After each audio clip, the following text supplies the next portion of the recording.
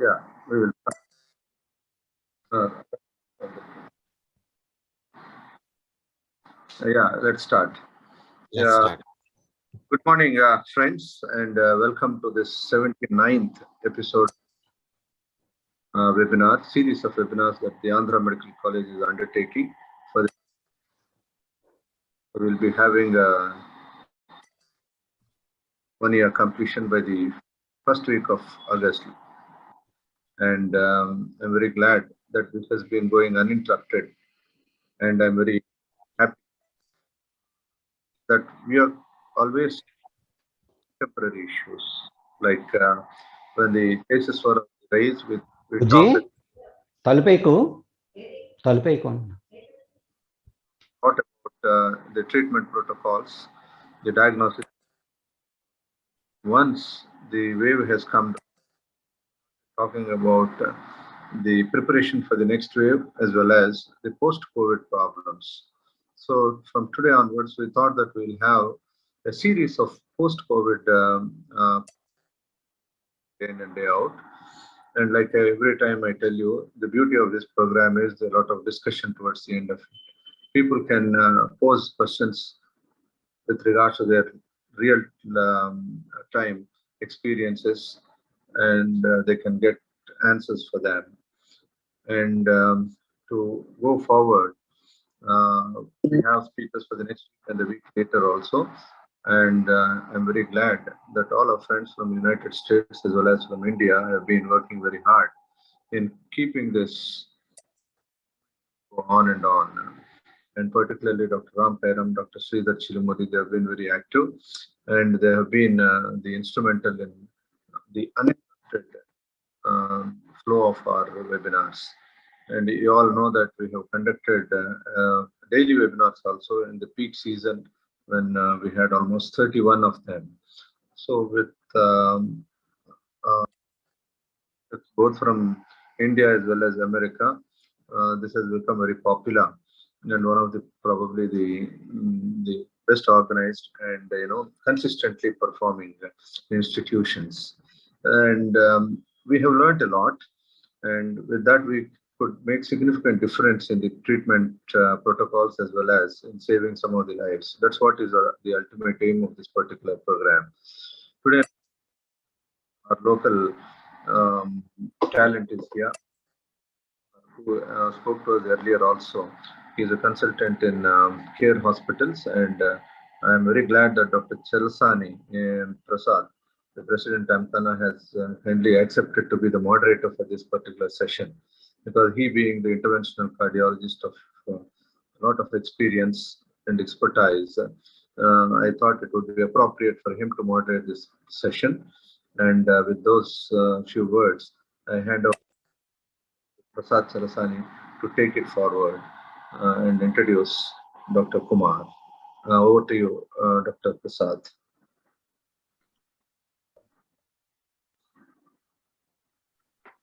Thank you. And let's invite for the 79th CME update on COVID-19.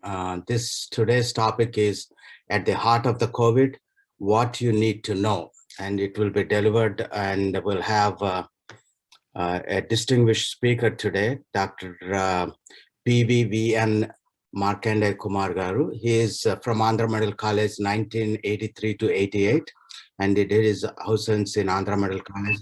Then he did his pediatrics in Rangaraya, Kakinada, 91 to 94. Then he did a senior residency at Nijams, and of course, DM cardiology at NIMS, Hyderabad. And he was assistant professor at NIMS for about 6 months. Since then, he's been a consultant cardiologist at Care Hospital, Visakhapatnam. He's been practicing cardiology, interventional cardiology for about 20 years or so, and he has a lot of experience in interventions as well as pacemakers and CRTs. So without further ado, let's ask Dr. Kumar Garu just to give some brief overview of your talk, and then after that, we will start taking the questions and we'll discuss the topic for today. So Dr. Kumar Garu. Thank you, Dr. Prasad. And at the outset, I would like to, am I audible? Yeah, you can take off your, we don't have your video. Yeah, you want to. Okay, that's good. Fine. That's good. Okay. So at the outset, I would like to thank our principal, Dr. Sudhakar Garu, for giving me twice the opportunity to talk about this COVID thing. So I'll go to, is it in slide mode now? Yeah. Yeah. Good. Yeah. So initially I thought I want to tell what we know about COVID and related to heart. And subsequently, after going through this topic, we came to know that there's so many things that we don't know also. So we have to address so many questions related to the cardiovascular system and COVID. So first of all, we want to know what is the impact of COVID on cardiovascular system, and what is its impact on the patients who are previously having a cardiovascular disease, the pre-existing cardiovascular disease, and then what is the collateral damage that is going to be caused to the cardiovascular system by this particular COVID pandemic, and what are the late sequelae that related to the COVID to the cardiovascular system, and some vaccine issues which is concerned to cardiovascular system has to be discussed, and how safely patient can return to physical activity. So as Dr. Sudhakar Garu said that I presented one thing in September 2020 seminar. This predominantly covered the acute manifestations of COVID. And now I would like to cover the rest of the things. Before going to the, for those who didn't have the previous talk and they may be needing some initial basic thing related to acute COVID and cardiovascular manifestation. So initial 10-15 minutes, I would like to present those things related to this, and subsequently we'll go into the sequelae as he said before. So you know the pathophysiology, predominantly how the cardiovascular system is manifested, and predominantly this happens because of hypoxia. 1 second, I would like. Because of the hypoxia induced by the COVID pneumonia, and one mechanism which has come up very rapidly is the ACE2 receptor activation of COVID, and it is down regulation. This is the thing which has seemed to be a predominant mechanism causing injury everywhere in the body, not only in the heart. So other thing is called a cytokine storm, and these mechanisms will lead to various manifestations like heart failure, coronary event, arrhythmias, or thromboembolic events. We shall just go through various things.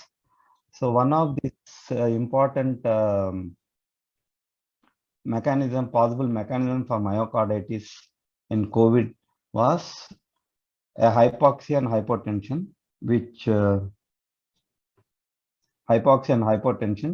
which commonly happens because of the COVID pneumonia and the ARDS. And second thing is a cytokine storm can cause a lot of damage, and microthrombi because of endotheliopathy is another cause, and virus directly affecting the heart. It's said to be a little bit rare, though some autopsy studies have shown some involvement of direct cardiac muscle by the virus, because ACE2 receptors are also available in the myocardium. So these are the various factors which may lead to acute myocardial injury. This myocardial injury presentation may vary depending upon the various mechanism by which it is caused.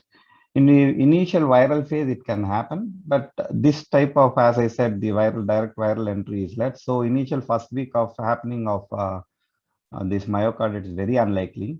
Most of the times, because of the hypoxia induced, which happens secondary to ARDS, or microvascular damage caused by the cytokine storm or systemic inflammatory response, all these things you can see during the second week or end of the second week. That's why in COVID patients, predominant myocarditis presentation will be in the second week.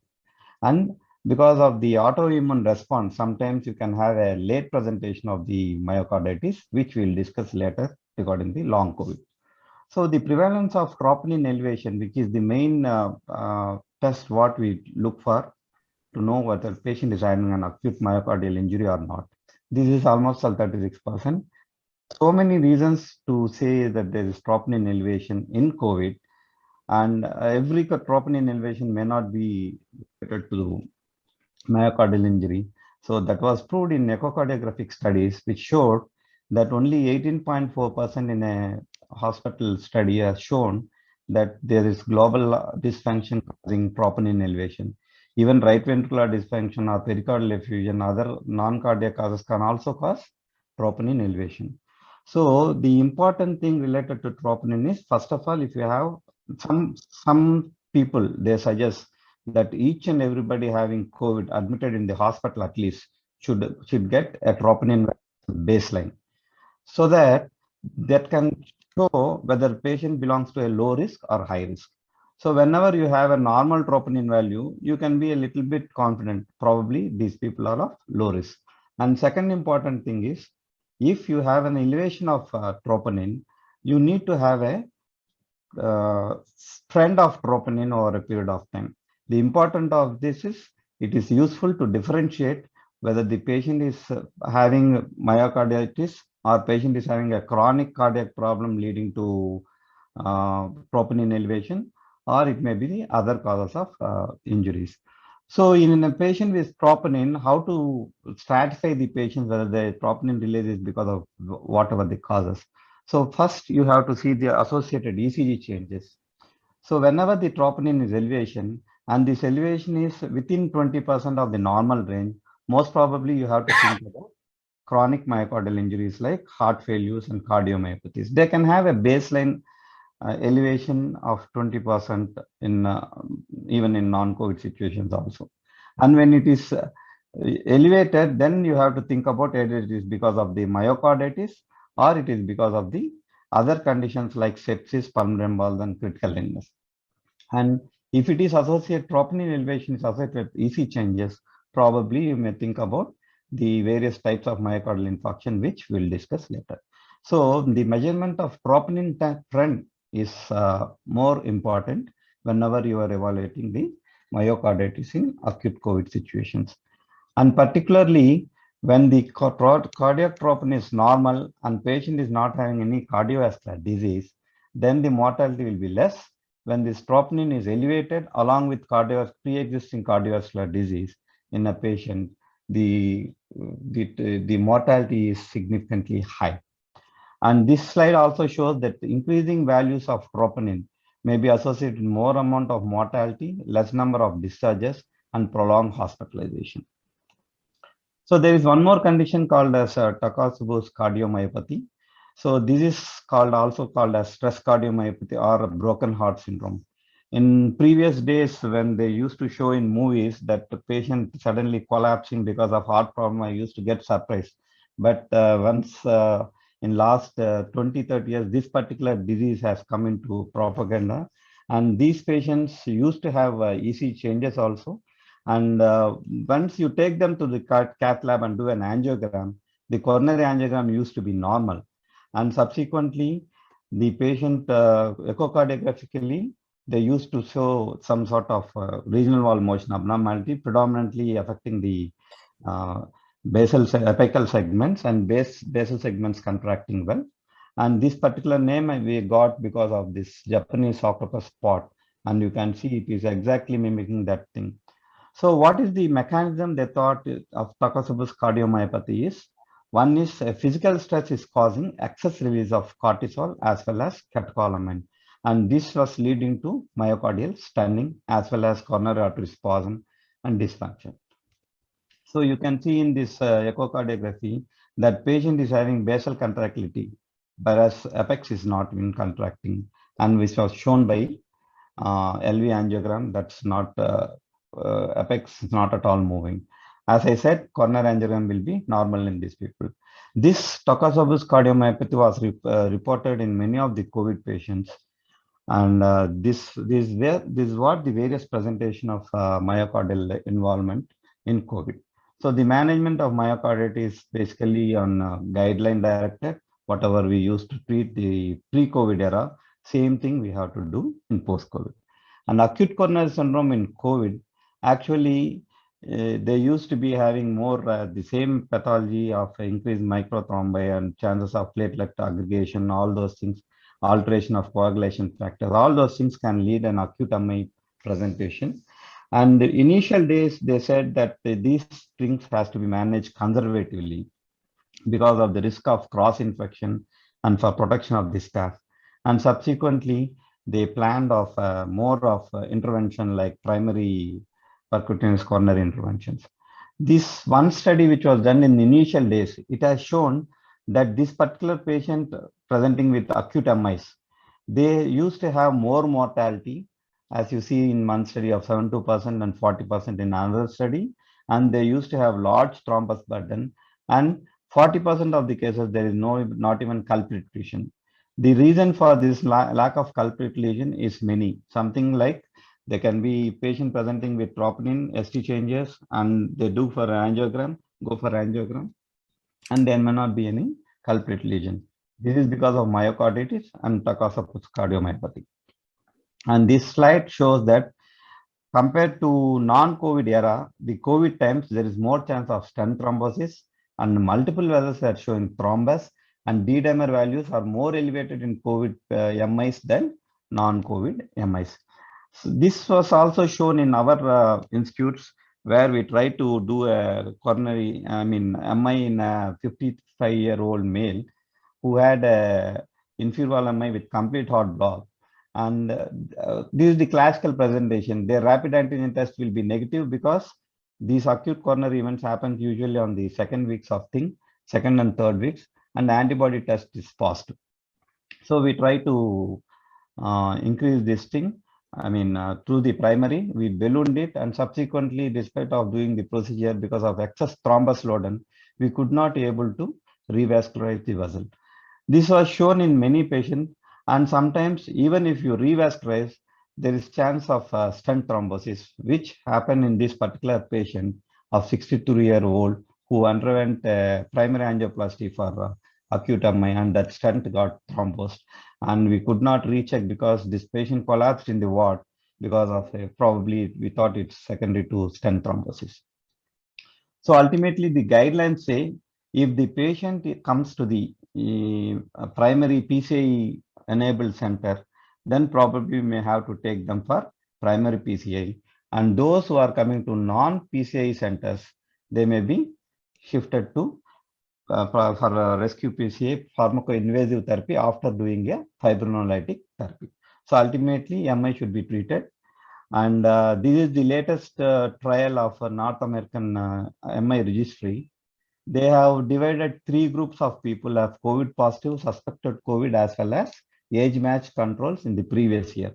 They have shown that many of the COVID patients were presented with cardiogenic shock, and less number of people underwent for invasive angiography, and they had 20% received medical treatment after angiogram because of normal coronaries. And in-hospital outcomes also showed poorer MACE and more number of death and stroke. So they suggest, despite you see worse prognosis, despite you see more number of complications, cardiogenic shock, the first mode of treatment for acute MI should be only primary angioplasty. The reason is you may be finding out normal coronaries. If you give thrombolytic therapy, you are unnecessarily treating patient with thrombolytic drug when it is a myocarditis like situation or stress cardiomyopathy like situation. So that they suggest everybody with acute MI with proper PPE precautions, they have been taken to cath lab. So non-ST elevation MI, basically, unless they are very high risk group, rest of the people they suggest they can be managed conservatively. Coming to the arterial and venous thrombosis, you all know the hospitalized patients will have more incidence of arterial and venous thrombosis, and systemic venous thromboembolism is the commonest presentation. And various mechanisms like systemic inflammation, virus-mediated hypercoagulability, immobility, all these things can cause both venous as well as arterial thromboembolic events. And recently, COVID as such was thought as an endothelial disease, and it can affect the normal resting endothelial monolayer and lead to various manifestations like ARDS, myocarditis, ischemic stroke, kidney injuries, as well as deep vein thrombosis. So AC receptor as well as endothelial involvement. These two are main things as a proposed mechanism for all the manifestations of the COVID. So arterial thrombus also recorded in many of these places, and the incidence of deep vein thrombosis was thought initially of around 25% in severe COVID patients. And most of the time, this is being diagnosed with the presence of elevated D-dimer values. Pulmonary embolism, the overall prevalence is less, 5.5%. But issue with pulmonary embolism in COVID situations, because the patient with COVID ARDS, they also have elevated D-dimers, and both pulmonary embolism patients and ARDS patients both will have dyspnea, hemoptysis, and respiratory distress. Troponin can be elevated in both, and hypoxemia EC changes of RV strain or echo findings of RV may be a little bit similar, and they may be having atrial fibrillations and tachycardias. And only something which can help you to diagnose pulmonary embolism is sending the patients for CT pulmonary angio. This is a problematic situation in some of the patients because patient may got ventilated because of ARDS. In them also you can have pulmonary embolism. So this is difficult in diagnosing a pulmonary embolism, particularly when the patient is in COVID with ARDS. So whether it is a VT or venous thromboembolism or pulmonary embolism, predominantly we use D-dimer to monitor the patient, how to prognosticate them and all. And it was shown that there is an 18-fold increased risk of death whenever there is an elevated level of D-dimers beyond 1000 micrograms. These values may vary from place to place. So what is the role of anticoagulation in patients with VTEs, venous thromboembolisms? So it was shown in many studies that if you anticoagulate the patient, they will have a lower mortality and the lower chance of intubation once they are hospitalized. And it was also shown that giving a therapeutic doses in these patients may not be much of benefit, except a non-significant reduction in mortality, but they may be associated with increased bleeding risk. So they suggest to hospitalize patients to give more of prophylactic dosing of thrombolytic therapy. So why the intubation rate, and in another study which showed that the requiring of mechanical ventilation has less when the patient is anticoagulation, because one of the mechanisms for ARDS is lung coagulopathy. So there may be more number of microemboli within the lung, and that is the reason why most of the patients may benefit by giving an anticoagulation, and the chances of them going into intubation and mechanical ventilation will be less. So who are the patients who should be received anticoagulation in COVID? And as I said, that antithrombotic and anticoagulant will reduce the risk of thrombus. And those who are hospitalized means not those who getting hospital because of fear and all. You have to have some amount of hypoxia less than 92% and elevated D-dimers. These group of people can be receiving the anticoagulants. Before giving them, you have to check the bleeding profile risks like platelet counts and all. If there is less, you have to titrate your anticoagulation factor. So you have many varieties of anticoagulant, predominantly those affecting the thrombin like heparin and bivalirudin and antiplatelets and recent newer anticoagulants like apixaban, rivaroxaban, all those things can be used. And post-hospital discharge, which group of patients require anticoagulant? This is the common question that raised among many people. So whenever a patient gets discharged at the time of from the hospital after treated for COVID, and you have to have some sort of risk assessment model, and commonly you can follow this improved thing. This was actually discussed previously also. Whenever the score is 2, probably you may have to give them from varying from 2 weeks to 6 weeks. And if the patient has a documented DVT and PT and got treated with anticoagulants or fibrinolytics for pulmonary embolism, those people probably may require a prolonged anticoagulation for more than 3 to 6 months. The arrhythmias, there will be various presentation of arrhythmias like atrial fibrillation, atrial flutter, AV blocks and all.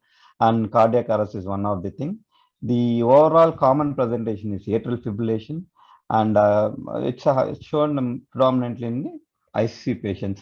Several mechanisms of arrhythmias has been explained, and we have to watch for any medication effect and electrolyte imbalance apart from hypoxia.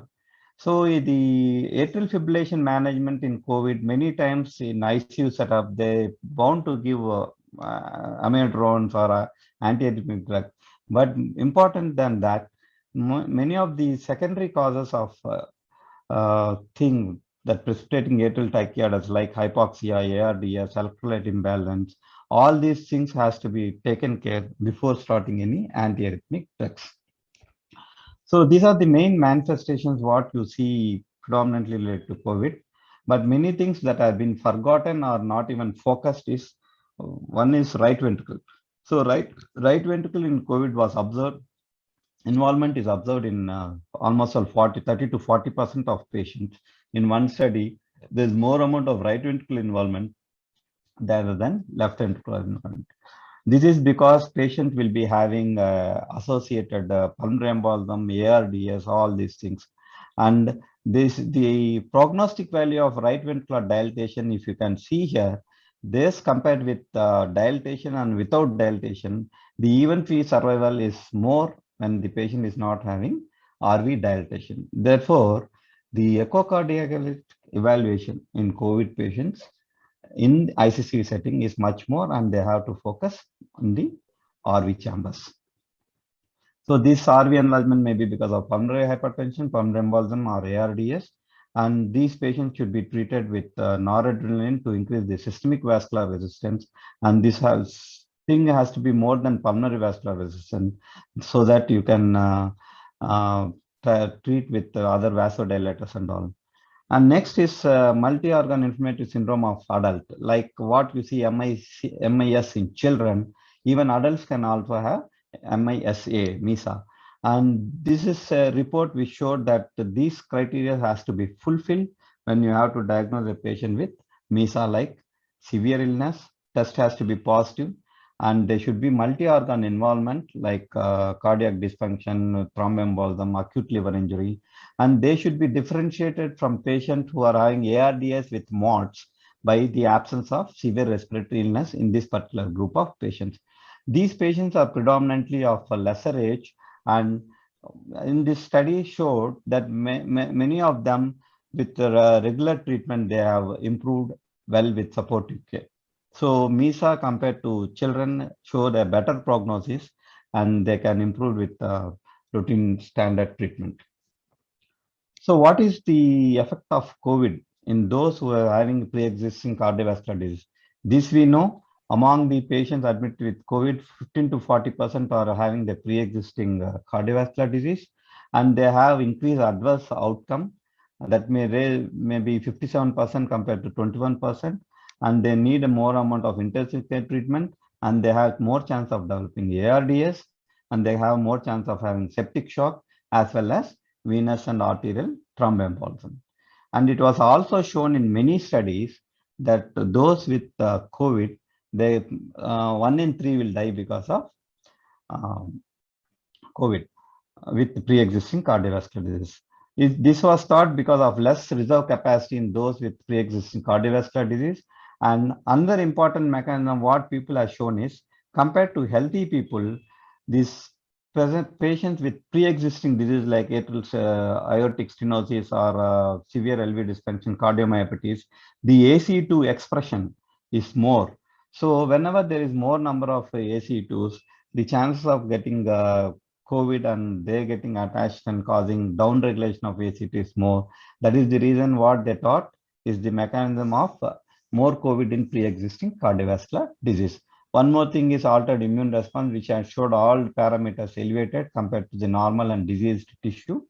And even the trials also have shown those who had pre-existing heart failure compared to those without heart failure, there is 2 times risk of mortality and 3 times risk of mechanical ventilation.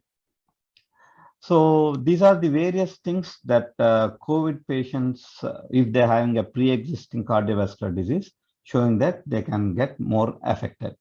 And coming to the patients, commonly doubt what people will get is what I have to do regarding the antiplatelets and anticoagulations who are having a pre-existing cardiovascular disease, like having a stent or known as stable ischemic heart disease, they're getting affected with COVID.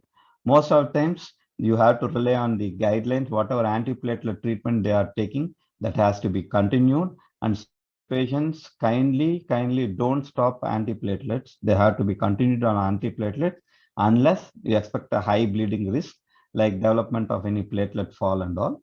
And those who are having an atrial fibrillation, pre-existing atrial fibrillation, are having a mechanical prosthetic valve and are receiving an oral anticoagulations. This group of people, if they are of low risk, whatever the previous vitamin K antagonist they are using, you continue it. Whenever they become a high risk group, probably you may bridge them with the heparin for time being till that COVID is being treated, and subsequently you can switch back to vitamin K antagonists. In prosthetic valves, never start a newer oral anticoagulant. Many of the studies have shown it has shown worse prognosis. So after knowing this cardiovascular manifestation extensively in COVID, is it really high in COVID? Initial China studies have shown that the cardiovascular mortality, as I presented before, was pretty high. But once we inquired in our local areas, it showed that it was not that high. Many of the patients which I interviewed with critical care and other cardiologist people, they say that the COVID-related mortalities or cardiac-related COVID mortalities and cardiovascular manifestations in COVID patients is not that high. This has been proved in recent studies like capacity COVID, where they studied 3,000 hospitalized patients, and in them, 1/3 also had like previous history of cardiovascular disease, like in Chinese studies. But cardiac complication was noted in less than 10% of the patients, and it is predominantly arrhythmias which can be managed conservatively. Very few had malignant ventricular arrhythmias, and you can see here the acute coronary syndrome and heart failures are less than 2%, and pulmonary embolism was reported like before, because COVID, ARDS, and rest of the coagulopathies are common. And the primary cardiac origin of COVID death is only 2.7%. So as we are more worried about having more cardiovascular effects on of COVID in cardiovascular system, you can be with the observational things what we have made out, probably it may not be that much fearful what we thought. This was thought because many of the time the previous studies shown that increased cardiovascular event because of raised troponin. This can happen because of non-cardiac causes also. That may be one contributing factor, saying that patient having more cardiovascular events before. And second thing is hospitalization events also less in this particular capacity COVID trial. So with this thing, we have to think what is going to happen, what has happened in COVID pandemic to the cardiovascular system, what is the collateral damage that has happened apart from cardiovascular manifestations of the COVID. So is it going to lead to another pandemic, that is the cardiovascular pandemic, because of the COVID pandemic and various things that have happened during COVID pandemic. So the initial phases in the COVID lockdown, this is in March, April of 2020s, a year back, we have seen that there is less number of acute MI presentation to the hospital. Initially, it was concepted that it is because of lockdown, that reduced stress, patients working from home, they have traffic stress avoidance, and the cardiac risk factors were managed better. They had regular medications for hypertension and diabetic, and because of their wives and family people, children, reduced smoking incidents, and they are doing regular exercise. This is what initially they have thought. But subsequently, in many studies, this particular acute MI admissions has dropped down to 40% across all continents. And this was replaced by development of out of hospital cardiac arrest. What does it suggest? Probably patients are not reaching to the hospital and they are dying outside of hospital. This is because there's a widespread fear among the patients and emotional stress, which sometimes can lead to autonomic tone alterations and increased platelet aggregation and rate of plaque rupture, which is a direct effect on coronary system, and they can land up in coronary artery disease. And the psychological stress actually, instead of decreasing smoking in lockdown, it has increased the smoking, and many people didn't do much of exercise. They lived more of sedentary lifestyles. So all these things suggest that patient has more of risk factors there rather than improving their lifestyle modification. And more importantly, patients' public hesitancy to present to hospital. It is, as per the studies, it was shown those who are coming to the hospital, there's 1 in 100 chance of them contacting COVID. And once they contact COVID, there is 1 in 100 chance of them dying of COVID. When compared to 30% of myocardial infarction risk, it is only 0.001% of COVID-related mortality risk. So this many people miss because of the widespread media coverage and the terrorizing people with more number of COVID deaths showing in the media. All those things prevented many people reaching to the hospital. Apart from that, from the hospital side also, many of the people were diverted towards treating the COVID patients, and there's less number of face-to-face interaction and reduced availability of medical facilities. Even their lifestyle has changed, and physical activities reduced, more of home working and other mental stress, and somebody because of loss of their job may be also having some socioeconomic hardship.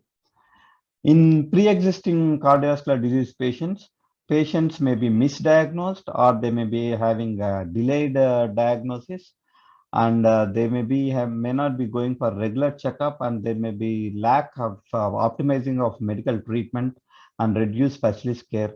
All these causes a collateral damage of these patients.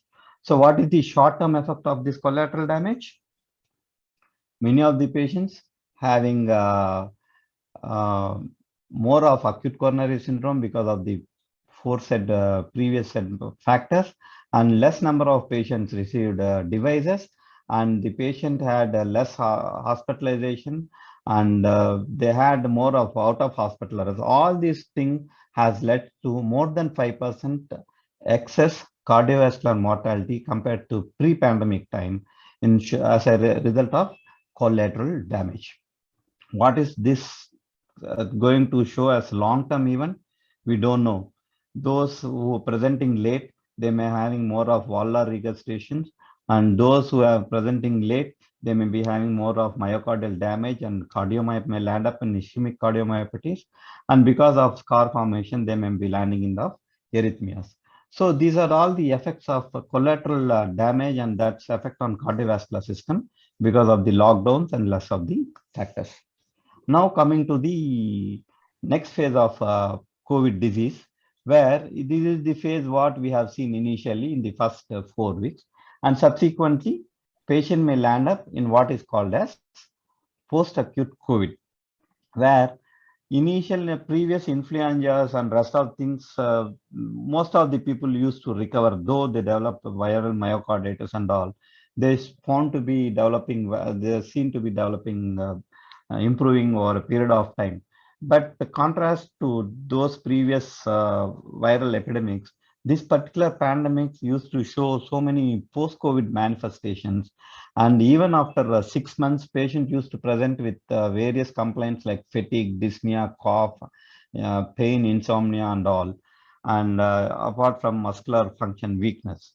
So what is the cause for it? Why only some people are getting affected with long COVID? It may be because of persistent viremia leading to weak antibody response, or relapse and reinfections, or patient may be having an autoimmunity type of response leading to affecting to various parts of the bodies, and deconditioning as well as post-traumatic stress. So in addition to general symptoms like what I mentioned before, there is specific organ dysfunction has also been seen in long term after 4 weeks, that is post-COVID cardiovascular dysfunction. It includes the heart, lung, and brain. And this cardiac sequelae, how it is being evidence, and there is imaging evidence, and they can present with various manifestations, which we will discuss.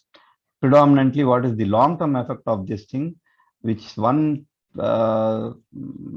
mechanism and foreseen dangerous thing what people are expecting is COVID-related cardiometabolic syndrome called as SUCS. So what is the evidence you have? So many of the MRI among the recovered patients of COVID have shown in initial studies, it was shown the cardiac involvement with late gadolinium enhancement in 78% of the patients in 100 people who studied MRI. And in another study, it was shown among the athletes, they also exhibited some involvement of the myocardium post-COVID, even though they are asymptomatics and not admitted in the hospital, nor they received any antiviral therapy. So these imaging documentation of myocardial involvement, what is their consequences on long term? It is still to be followed up. And this is one case which has shown that troponin positive patients were followed up to magnet MRIs after a median of 68 days period. This has shown almost all those who had the previous cardiovascular disease or ischemic heart disease, 2/3 had involvement of the myocardial injury. So these are the things what we can see.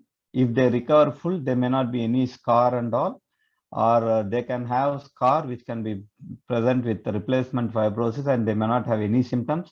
Or in post-COVID syndrome, they can present with involvement of pericardium in 6% of the patients and involvement of myocardium with myocardial edema and interstitial fibrosis and all with which may vary from 26 to 40% of the patients. So abnormality of myocardial tissue characterized by MRI and its causal relation to future cardiac events is yet to be studied. And there are various studies were ongoing like the COVID heart, post-COVID and rest of the things. So cardiac manifestations compared to the acute like what we have discussed now, thrombotic complications may not be much on chronic long COVID. And myocardial involvement can be there in the form of myocarditis or cardiomyopathies, and they can present predominantly with some inappropriate sinus tachycardias and POTS, and we'll discuss about the SUCS. So post-COVID cardiovascular complaints, it may be predominantly dyspnea, chest pain, palpitation, dizziness, and fatigue. And chest pain is thought predominantly because of either it is because of pericarditis or pleuritis, because many of the lesions that you are seeing in COVID are subpleural. So a long term, probably this is the one important cause for patient presenting with the chest pain. And in our cardiology OP in the initial days, immediately after first wave and second wave, patient used to present at least 2 to 3 patients with post-COVID coming with chest pain and palpitations. Those days, we are not much aware of various mechanisms.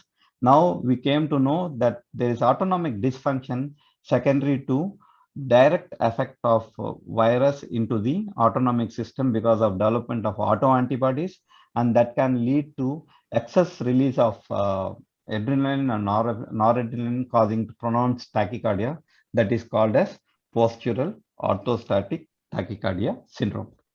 So these patients will be having more of sympathetic drive, and this may lead to constriction of blood vessels and tachycardia. When this release of troponin and adrenaline and noradrenaline is in excess amount, sometimes there can be a paradoxic sympathetic vasodilatation because of vagal activation, and these patients can present with orthostatic hypotension.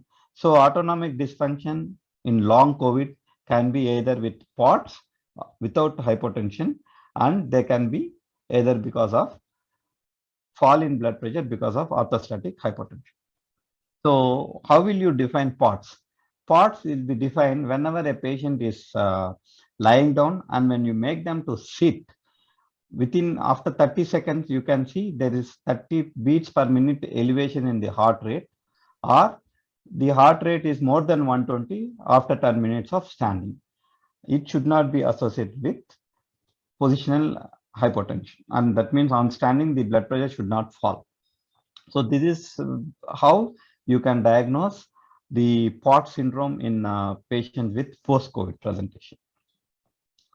So various mechanism was thought, and initially it was thought because of hypovolemia, or they can direct COVID effect on the sympathetic nervous system, which was discussed now, and it may be because of autoimmunity.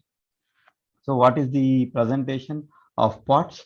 Many of them may present with palpitations, and they can have dizziness and brain fog pre and post palpitations. This may be because of transient hypotension and hypoperfusion of the brain.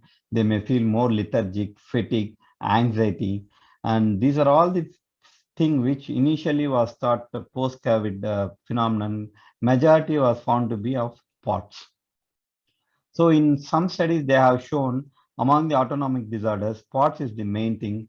And in 6 months, it was shown that inability to work because of POTS and all, there is 60% of them are not able to work properly compared to the previous pre-COVID stage. So in our studies, one doctor has 32 years female has presented with POTS, which was diagnosed by a 3-day Holter monitoring. You can see here, she has a tachycardia of almost all 38% of sinus tachycardia burden in 24 hours. And you can see in early morning, she had immediate raise of heart rate up to 196. And that is why she presented to the hospital recurrently, and he was consoled and sent. And one more patient of 19 years old, who is a medical student, also had this sort of complaints. And here also you can see more of tachycardia with maximum heart rate of 186. So how you treat POTS?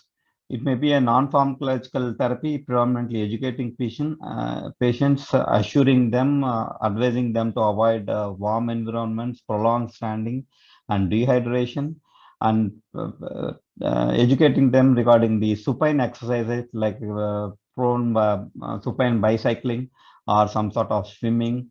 And they advise to take small and frequent meals to avoid splanchnic pooling of blood, which will reduce the which will cause hypotension because of peripheral pooling of blood, and avoid to take more and more of fluids, and advise to have more of waist high compression stockings and abdominal blinders.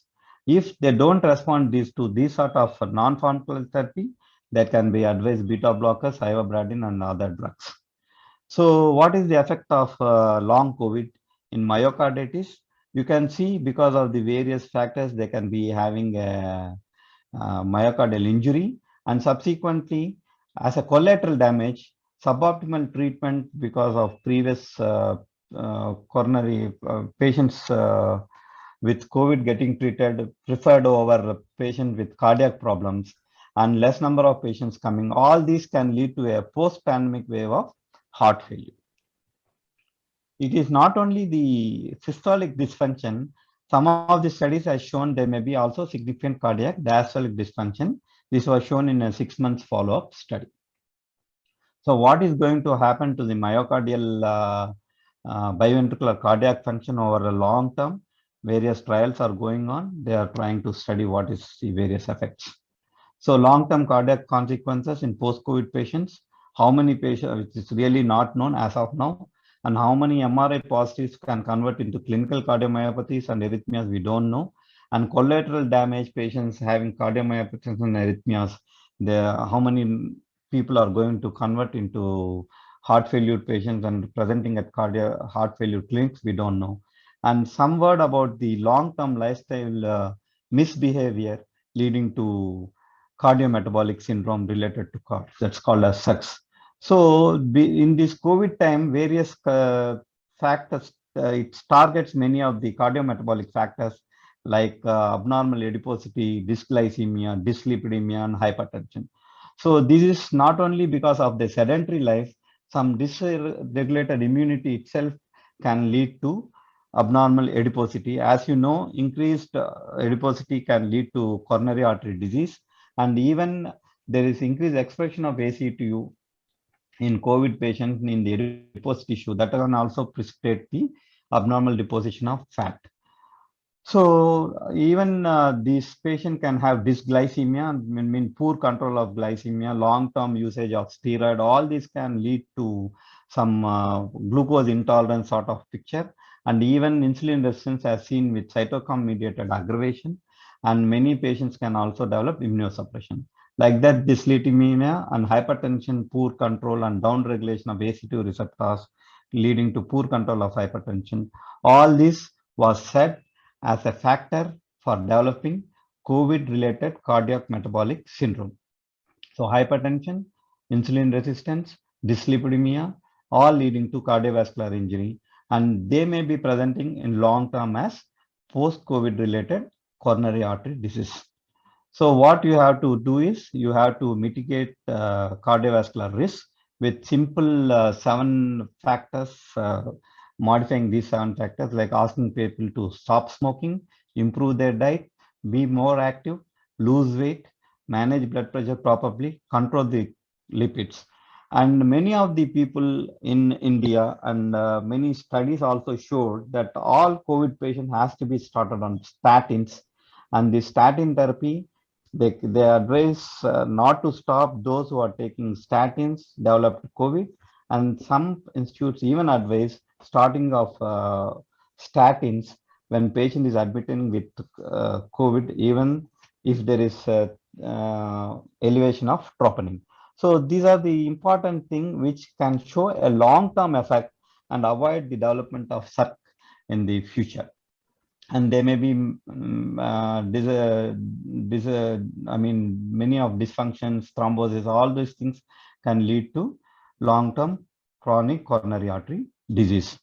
And one important finding, interesting thing was commented in one article that in Katrina is one site of cyclone where they followed the previous years.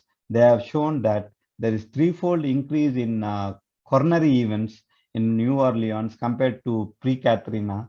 And similarly, they are expecting with COVID pandemic, with the existing amount of people involved in COVID, they can see 1 to 2 million additional coronary events over coming years. That is almost a 2 to 4 increase of 2019 events. So this is a natural disaster related chronic stress can also lead to long-term acute coronary syndrome. So in bottom line, we don't know how long this palpitation and all going to present, and all patients need not be monitored with advanced cardiac imaging like MRI, what I have shown. It has been taken into case-to-case basis, but those who are having symptoms, they can be monitored with serial ECGs, echoes, and rest of the manifestations. So we can see many people may land up in heart failure and EP clinics, and COVID pandemic can ultimately may lead to cardiovascular disease pandemic. So what is the exercise you advise in COVID?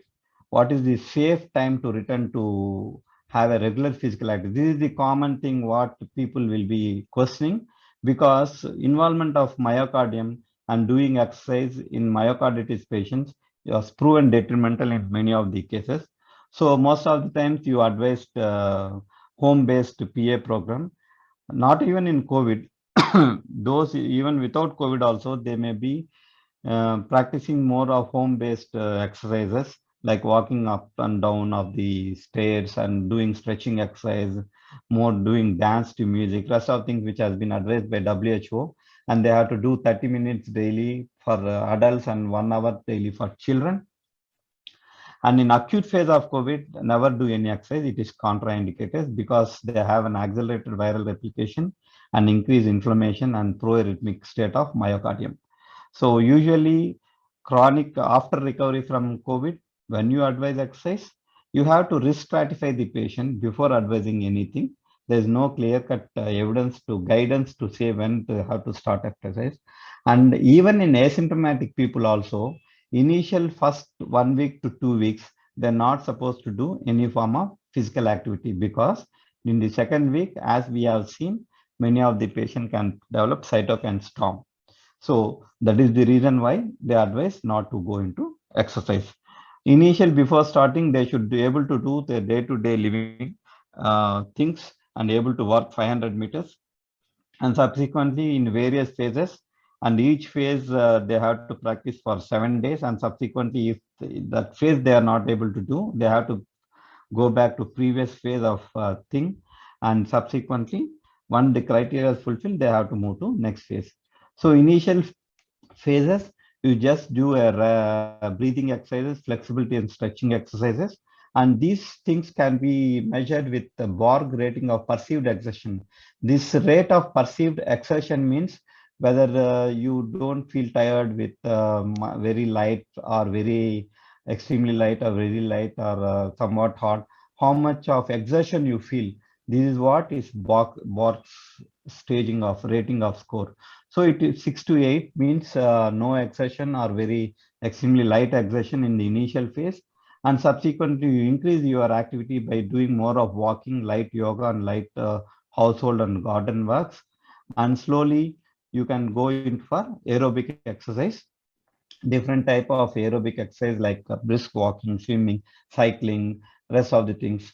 And anaerobic exercise, usually they say that has to be avoided. And the lateral level of exercise is predominantly advised for sports personnel. So in this way, in COVID patients, after recovery, you have to be slowly evolve. So what is the silver lining in COVID? I mean, benefits of COVID, what you had, not that all patients all had negative effects. One patient came to the OP and it was shown that he had COVID, and on COVID as a part of COVID evaluation, where in India we do a lot of HRCT studies, whether indicated or not, immediately after contracting COVID. Like that, one of the patients was found to have a isodense mass in kidney, and ultimately it was diagnosed as a renal cell carcinoma.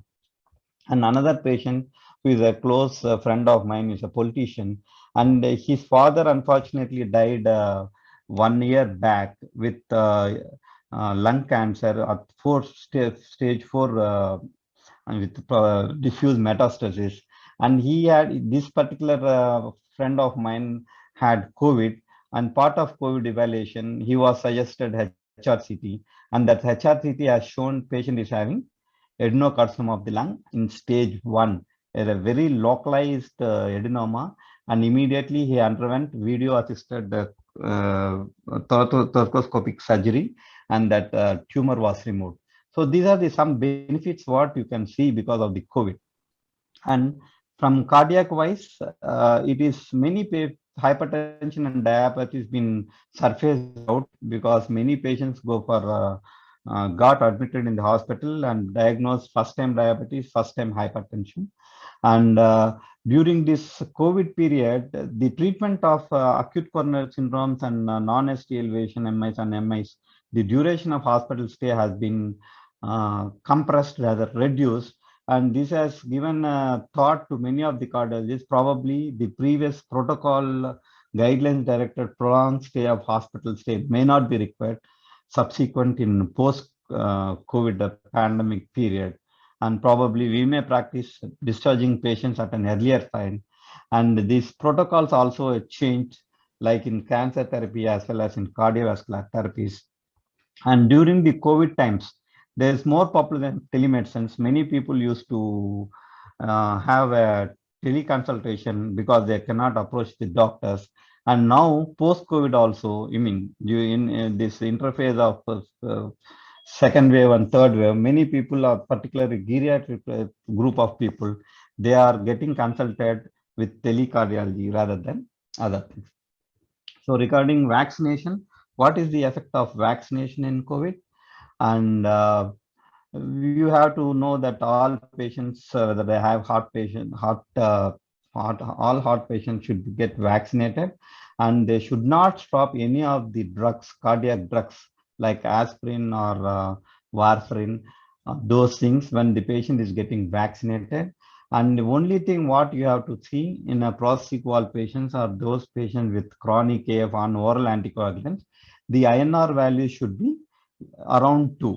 When it is high, probably you can ask them to postpone the vaccination and reduce the INR values and then send them for vaccination. These are the only medication alterations what you can advise in vaccination patients, in cardiac patients for vaccination.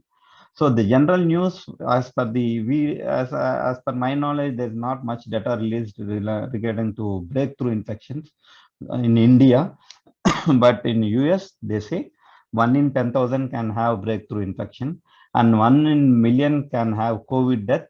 Those who are vaccinated. So recently it was shown that vaccine can cause myocarditis and pericarditis. This is a recent publication in July 14. It was shown predominantly the myocarditis and pericarditis are seen in patients less than age varying from 16 to 40 years. Predominantly younger people receive vaccination, and most of the times after receiving the second dose of vaccination, these people are developing myocarditis and pericarditis. They present within 4 to 5 days of their vaccination. Predominant presentation is pleuritic type of chest pain, and many of these teams in this particular study have shown ST elevation. Though they underwent angiogram, they have shown normal angiograms, and all of these people have shown elevated troponin values. Some have shown some ejection fraction reduction, but all these people did not had a prolonged hospitalization. So CDC has released data, and it was shown that many people got vaccinated at least 1 dose, and almost 1,000 reports. But the vaccination adverse event recording system has received 1,000 reports of myocarditis and pericarditis as of April 2021.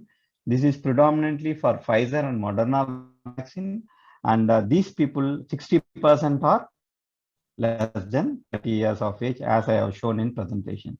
These case rates were shown to be 1 in 20,000 vaccinated had myocarditis and pericarditis, and many had mild symptoms and have improved well.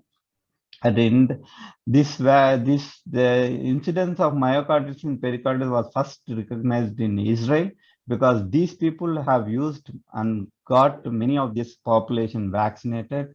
They are the people who used to purchase, who purchased Moderna and Pfizer more compared to rest of the world.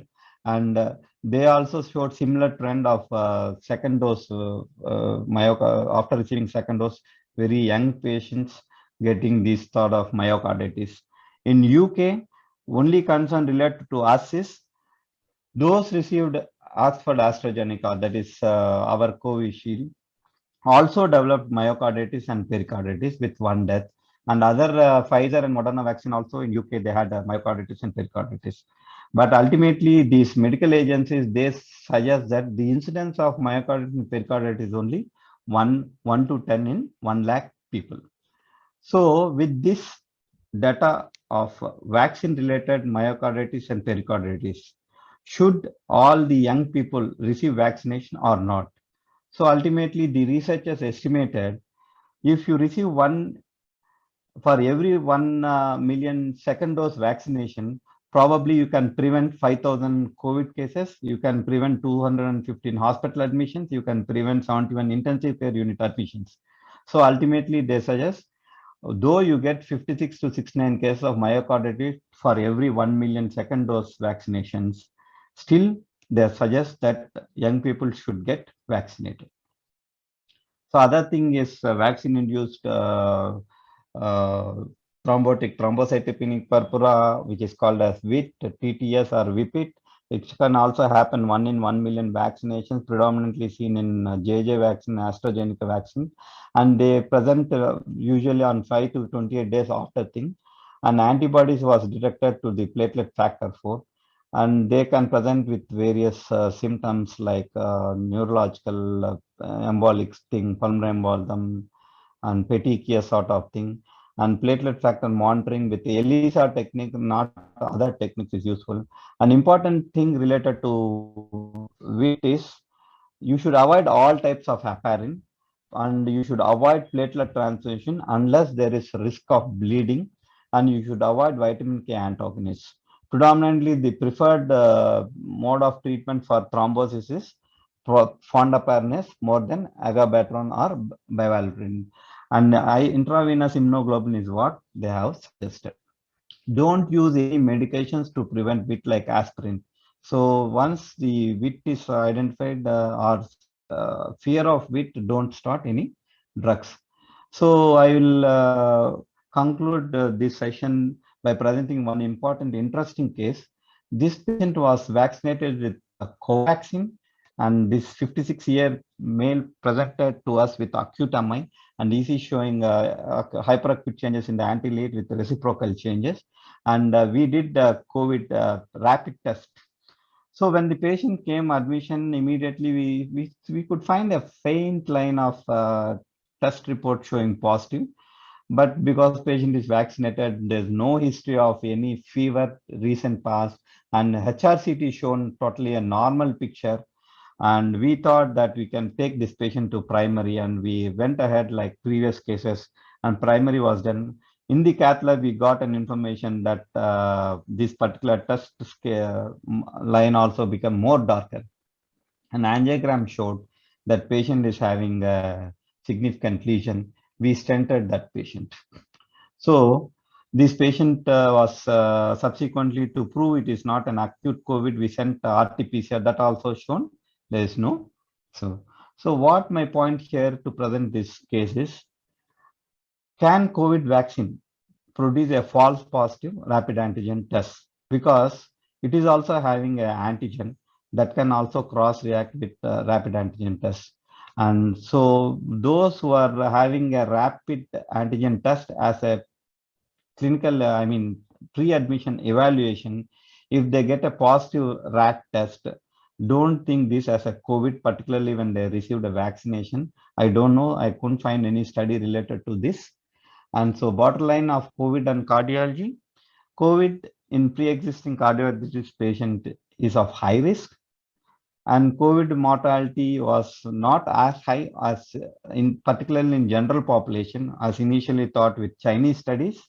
And post-COVID syndrome, cardiac sequelae is expected even in asymptomatic and mildly symptomatic patients, and advanced cardiac imaging may not be required on each and every patient. And late cardiac sequelae like arrhythmias and all requires more research. And COVID times may alter the ASCVD risk factors, what we have discussed, and they can lead to another cardiovascular pandemic. And all the patients, vaccination has to be received. So this recalibration of everyday life that can happen with every catastrophic event, whether it is a war or a pandemic, and this pandemic can change our habits, behaviors, our way of living, and different health system get various challenges. And depending upon their socio-economic and political environment, the challenges may be varying from various healthcare systems from America and India. And the collaboration and communication like what we are having, and special thanks to our principal Sudhakar ji and Sridhar ji and Ram Kairan ji, Rasad Ramohan ji, that this sort of interaction probably helping us to understand and to fight against this global pandemic. I thank all of you for your patient listening. Thank you, Dr. Kumar Garu. Very elaborative, very exhaustive cardiovascular presentation on the COVID. So I'm going to give a few less than a minute commentary of my opinion. I have been actively participating in this COVID, both research and clinical work. Just the number one message is cardiovascular manifestations are extremely, extremely less burdensome for the COVID. It's 2% or less. Number two, less than 1% die from primary cardiac manifestations of COVID. Number three, the increased troponin on a routine, I generally do not recommend. The reasons being, the study after study have shown, if you look at the troponin release and adjust to the other sepsis ARDS risks, it is not an independent increase, very few cases. So 99.99% of the increased troponin in ICU setup is of no specific, increased mortality is in collaboration with the entire syndrome rather than per se, especially if you look at the ST elevation MI or cardiogenic shock, that's a different ballgame. But if you look at a type 2 myocardial infarction demand supply. And the more important thing, I think last April or May, we presented our data about the management of STEMI by Bangalore. Actually, he's from Karnataka, from NYU. We still do these patients primary PCI for all the STEMIs. Right now, that's absolute standard of care because we have a STEMI designated rooms in our cath labs and we have all the, it just goes like any other STEMI. So there's no issues about it. And so I think the most important thing, I don't want to fear about a cardiovascular pandemic after the COVID pandemic. I think we have to focus on psychosocial circumstances. I think the fear is going to cause more problem than the science. There is a lot of cytokine mediated, but how much of that also contributed by the stress, high catecholamine surges is to be very well debated. I am very optimistic and I want to leave a message saying that just, yes, we have a disaster in our hands. Please play very, very role as a healthcare physician to control it, to prevent it and educate the public, but don't create a fear among them. And I think that's more counterproductive than what we are doing as healthcare providers. And also I want to make a comment about the Coumadin and the vaccine.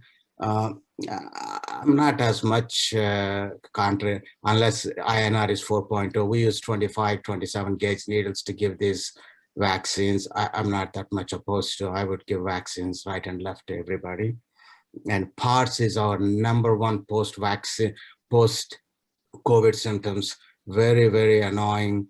Patients are never happy. Their symptoms are very cumbersome to treat, especially common in young women. And I totally agree with your experience. In my experience, that's basically what I see day in and day out post-COVID.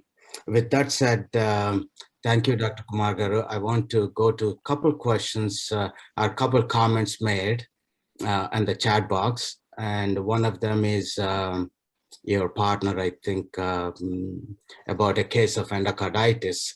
You want to make any comments about 3 months post-MI or post-COVID has a large vegetation and surgery was performed? Yeah, I went through that chart also. So basically COVID, as I presented in one slide, it is an endothelial disease. And wherever there is endothelium, that part can be affected with COVID. So it is not, though there is not much of cases showing that endocarditis as a predominant presentation in COVID, one of the cause could be the endothelial involvement of whatever wall that is being affected that can cause, produce vegetations and endocarditis. And second thing, any unforgotten reasons and patient is having pre-existing cardiovascular, aortic valve problems, which he may not be probably didn't undergo any previous echocardiographic evaluation or didn't have any proper screening. And at this time of COVID, probably he would have presented. These are the only two things which come across my mind. Your comments, Dr. Prasad?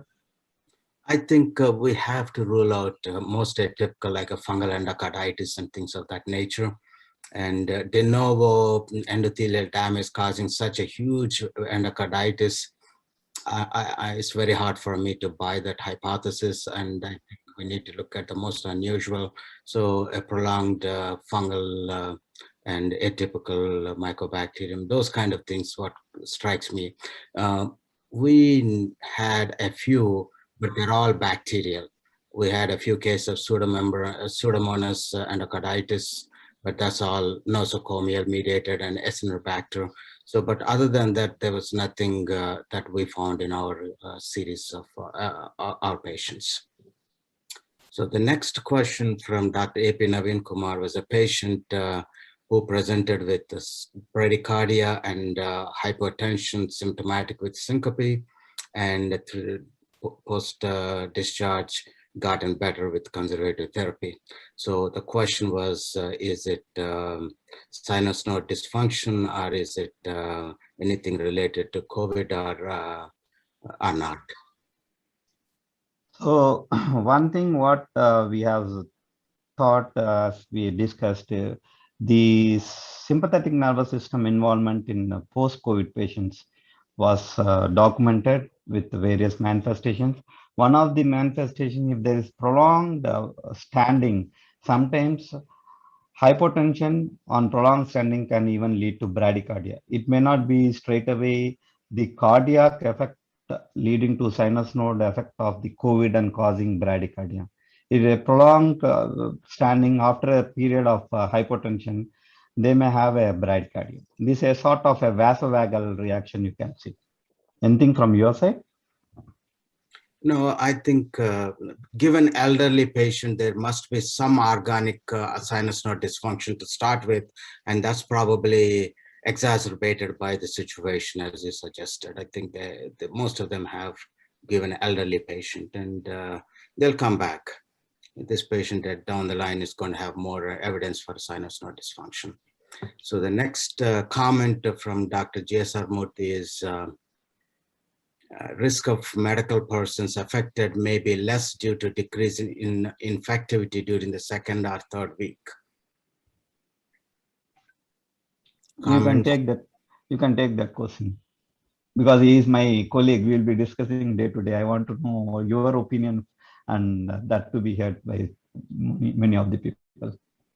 Yeah, definitely. Actually, after 10 days of COVID in the United States, the CDC guidelines, we go back to work. There's so many of us who got affected. We went back to work after 10 days. 48 hours after no fever, you will be pulled back into the workforce and you'll be doing that work. So I think it's reasonably safe. There are two other comments that we're going to come across post-COVID. A lot of the cardiologists will be doing what is called a pre-op cardiology clearance. And so the question is there any data? So I presented in my last time, there's a beautiful study done using about 780 or 800 patients followed and made into 0 to 2 weeks, 2 to 4, and 4 to 6 weeks. And so after 7 weeks, their risk of any surgery is very similar to their pre-COVID. So the risk increases incrementally from 4 to 6 or we go up. So 0 to 2 weeks, 2 to 4 weeks, higher risk compared to after 7 weeks. It's about 3 to 4% during the early part of the COVID. So just be careful. Anything avoidable, you should avoid until day 7, week 7. The other comments is about the athletes and physical activity. American College of Cardiology and Exercise Physiology Board has given a task force guidelines, which are extremely helpful for us for giving them when to do or not to do. So the patients who are mildly symptomatic or asymptomatic, we get them an EKG, we do a troponin, and we do an echocardiogram. If they're all normal, they will be cleared to full athletic activities with no restrictions. And the patients who had any echo abnormalities or EKG abnormalities, we do them an MR of the heart, cardiac MR. And if there are any manifestations, then obviously keep them off the roster for 3 months. So those are the national guidelines in the United States about the athletes. And these are the task force. These are a few other comments. One other comment I want to make about the RV dilatation is independent of pulmonary pathology. So if you have no pulmonary embolism, no ARDS, and a primary cardiac RV dilatation, tricuspid regurgitation is again very low. Most of them are all predominantly from pulmonary etiology, and because of the advanced, I'm telling you the autopsy, I don't know how many of you have seen these lungs. They are like liver. And most of the transplant time, we see these explanted lungs, they look very solid. They are cement. There's nothing, air goes in and out. So those particular patients have extremely significant pulmonary hypertension with RV dysfunction. So again, that all goes with the poor prognosis, because all this, at the end of the day, the systemic process and primary pulmonary pathology of the COVID-19. So any other comments, any other questions from the audience? Is raised hand from Dr. Buddharaju. Dr. Buddharaju, you can unmute yourself.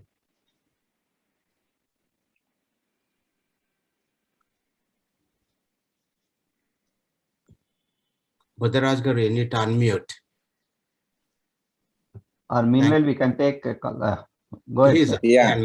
So yeah, the system was not letting me unmute, but I had a couple of questions. So we're trying to assess long-term COVID issues and trying to create post-COVID clinics. And so we're trying to come up with guidelines in India as to how we monitor post-COVID. So both Prasad and Dr. Kumar say a month after recovering from COVID infections, particularly the high-risk groups of 40 to 60 with other risk factors for cardiovascular disease, what would you suggest being done in terms of assessing post-COVID risk for cardiovascular events as part of that COVID clinics? That's number one. Number two is, we frequently see bradycardia in patients in acute infection, both who are getting remdesivir and are not getting remdesivir.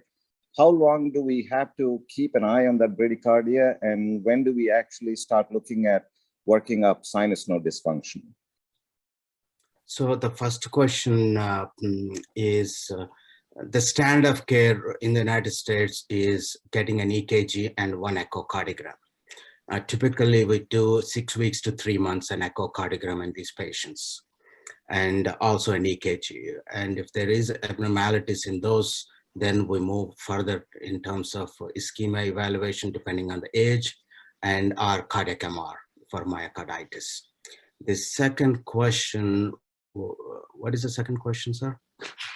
Bradycardia. Bradycardia. Kumar Garu, you want to take that? Yeah.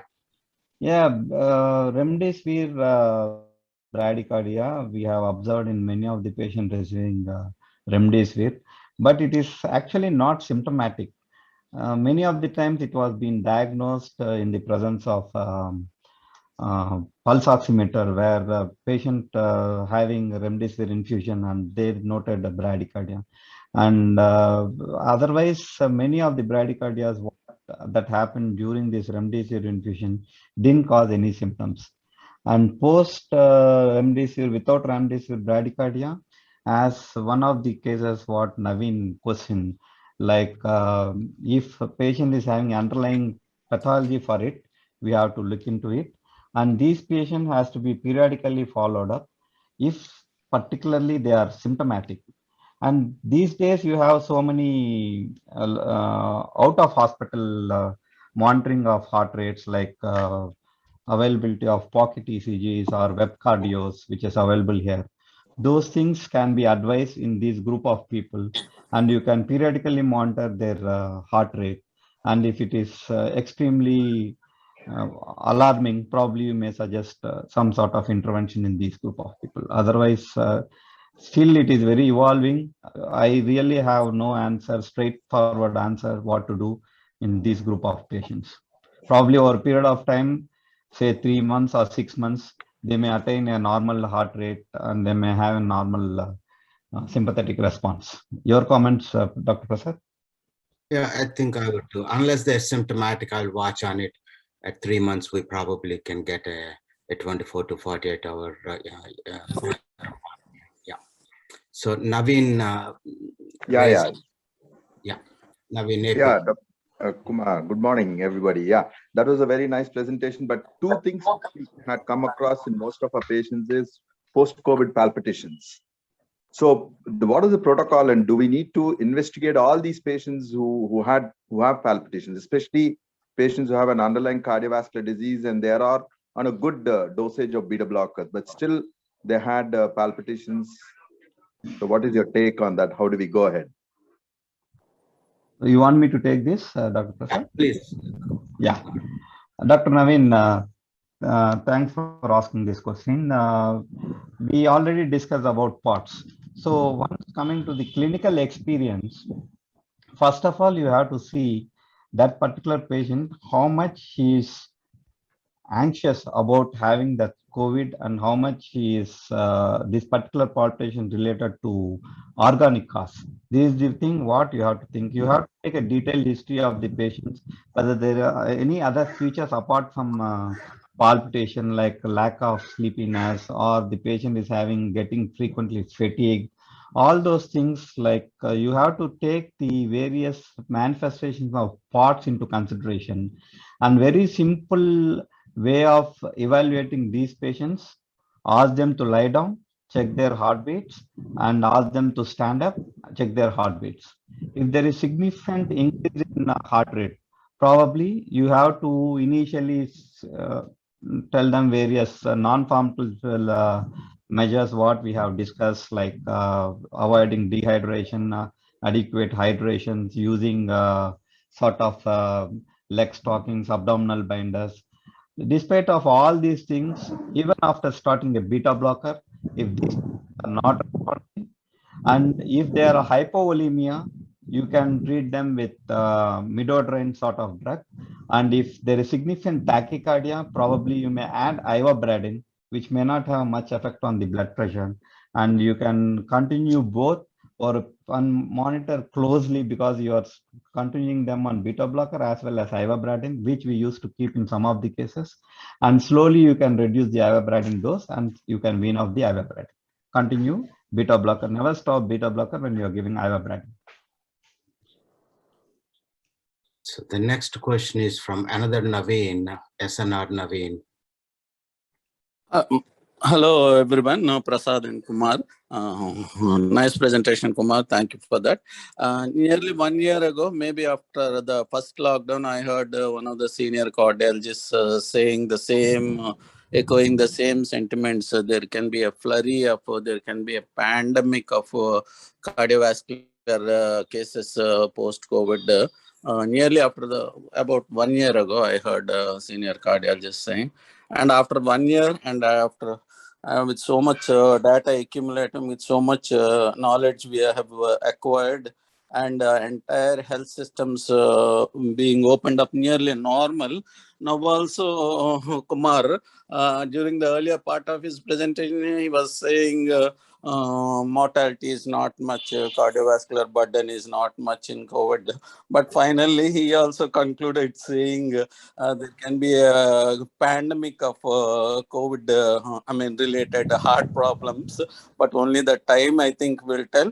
But very much like the optimism that Prasad, moderator, was saying, there may not be that big pandemic of COVID-related heart problems. But of course, as cardiologists, you will be seeing the burden day in and day out. Maybe we are not the right persons as physicians, but hope for the best. There won't be a COVID-related cardiovascular disease pandemic. That is why my observation and comments. One of the other thing is VTE cases being treated, VTE hospitalized patients being treated with earlier many times in this forum, I remember being said to treat with a therapeutic indent. Maybe today I heard to treat, not to treat with therapeutic indent. Please correct me if I am wrong anywhere. I just want one more clarification on that point. And also regarding this rapid antigen test positivity post-vaccination, I also need, I don't think that message should go into the community. Vaccination will cause, there can be some error somewhere or in the RT-PCR test or somewhere there can be error, but post-vaccine rapid antigen test positivity, I think experts need to clarify. We have time and again clarified to the community that many people keep asking this question, if we get tested, will turn positive. People keep saying after vaccination, but we have time and again disproved that point. I just want a clarification on that also. Thank you. Thank you for the opportunity, moderator and speaker. So, Dr. Kumar Garu, first to address the first question.